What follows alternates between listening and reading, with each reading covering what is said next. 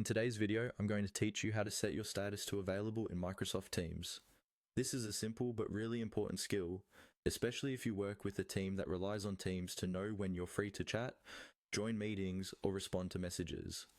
Your status tells your coworkers if you're active, away, or busy, and setting it correctly helps avoid confusion and missed communication.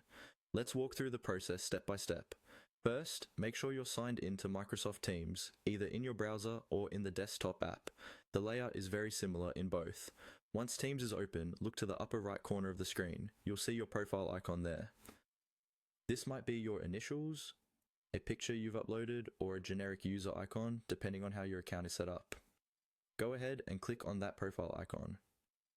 When you do, a small menu will drop down. This menu is where you can manage your account settings, switch accounts if needed, and most importantly for this video, adjust your status.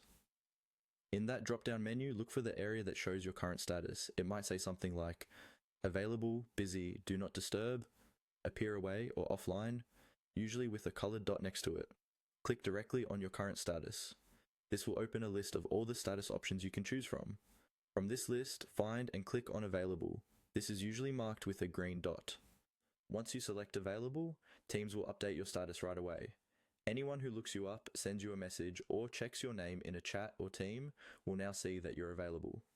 A quick tip: if you're actively working at your computer, Teams will generally keep you marked as available automatically. However, if your computer goes idle, or you've been away from your device for a while, your status may change to away. Manually setting it to available is helpful when you come back and want people to know you're ready again. That's all you need to do. Click your profile icon, click your status, then choose available. With these few clicks, you're making it clear to your team that you're online and ready to collaborate.